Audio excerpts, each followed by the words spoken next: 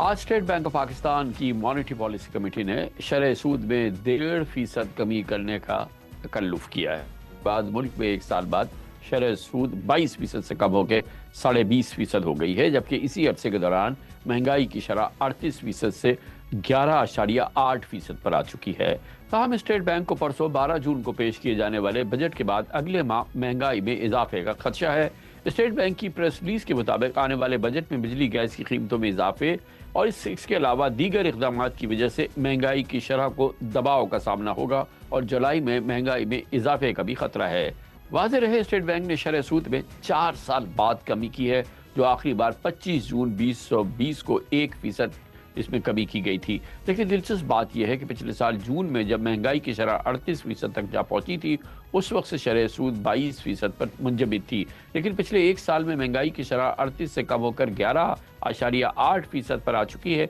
मगर फिर भी स्टेट बैंक ने शरह सूद 22 से कम करके 20.5% की है। दिलचस्प बात यह है कि हुकूमती बैंक की सबसे बड़ी कर्जदार है और 85% से ज़ायद बैंक डिपॉजिट हुकूमत को कर्जा देने में इस्तेमाल होते हैं। इस शरह सूद में 1% कमी से हुकूमत को 200 से 250 अरब रुपए सूद की शक्ल में बचत होती है। दूसरी जानब कई दीगर माहिरीन मईशत की तरह साबिक वज़ीर ख़ज़ाना मिफ्ताह इस्माइल का भी मौक़िफ़ था कि महंगाई में हालिया कमी के बाद स्टेट बैंक को शरह सूद में 4% तक कमी करनी चाहिए। इस मौजू पर बात करते हैं और इसके लिए आज हमने दावत दी है जनाब कामरान नासिर को।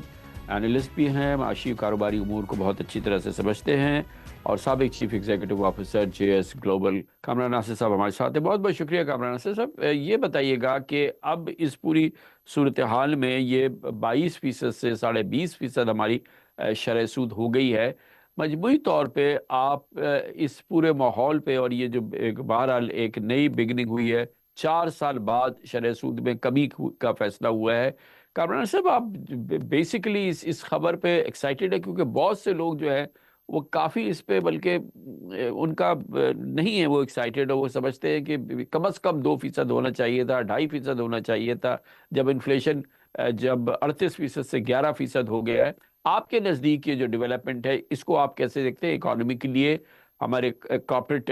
सेक्टर के लिए और हमारे बिजनेसेस के लिए? बहुत शुक्रिया कामरान साहब। और मेरे ख़्याल में बिल्कुल बजा आपने शुरू में जो इसका एक बैकग्राउंड और पस मंज़र दिया है कि रियल इंटरेस्ट रेट जितना पॉजिटिव था तो एक अच्छी कमी करने की गुंजाइश मौजूद थी। मेरे ख़्याल में कंजर्वेटिव लेवल पे रहते हुए भी 2 से 3% के दरमियान कमी की जा सकती थी,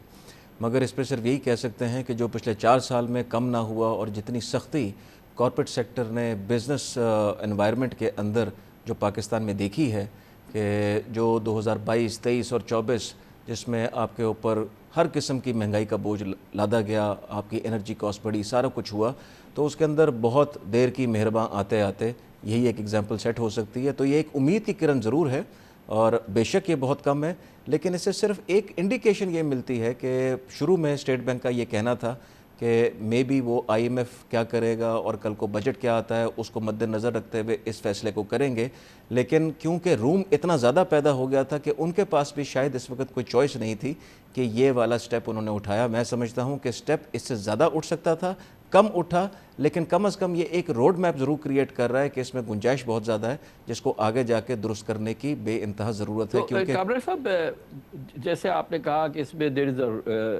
रे ऑफ होप और इसमें एक होप है। बहरहाल 4 साल बाद इंटरेस्ट रेट कम हुए हैं, 1.5% कम हो गया है, मगर उसके साथ ही लोगों को सबसे बड़ा इस वक्त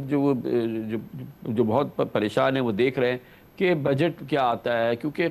ये तो जो बेहतरी आ रही है कहीं ये ऑफसेट ना हो जाए, जो टैक्स सेक्टर है उसको फर्दर टैक्स करके या GST को फर्दर टैक्स करके, वो तो फिर एक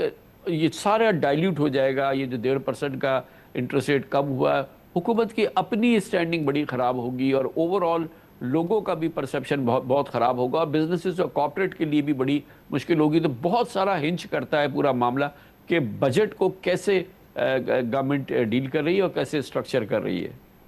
बिल्कुल सही कह रहे हैं आप, और बिल्कुल डाइल्यूट हो जाएगी ये खबर अगर कल बजट के अंदर दोबारा वही काम किया गया कि टारगेट्स पूरे करने के लिए टैक्स मज़ीद लगाया गया उसी सेक्टर के ऊपर जो कि ऑलरेडी टैक्स की اس وقت مزید بوجھ برداشت نہیں کر سکتا. تو کامران صاحب یہ آپ کے پروگرام سے پہلے بھی ڈسکس ہوا کہ گورنمنٹ کی سکسیس اگر میجر کرنی ہے اور لوگوں کو مایوسی سے بچانا ہے تو اس بار انہوں نے جتنے بھی ایمبیشیس ٹارگٹ ہوں، چاہے آئی ایم ایف کی وجہ سے ہوں، چاہے بجٹ کی وجہ سے ہوں، کسی بھی وجہ سے ہوں، اس کے اندر اگر نئے ایونیوز تلاش نہ کیے، جن لوگوں نے ٹیکس نہیں دیا ان کو اس میں شامل نہ کیا گیا اور الٹا جی ایس ٹی بڑھایا گیا یا آپ نے ٹیکسز فردر انکریز کیے، اور خاص طور پہ اگر گورنمنٹ نے یہ ثابت نہ کیا کہ جہاں عوام کے اوپر ٹیکس کا بوجھ ڈالا جا رہا ہے، ابھی آپ کو پتہ ہے کہ انرجی کاسٹ میں مزید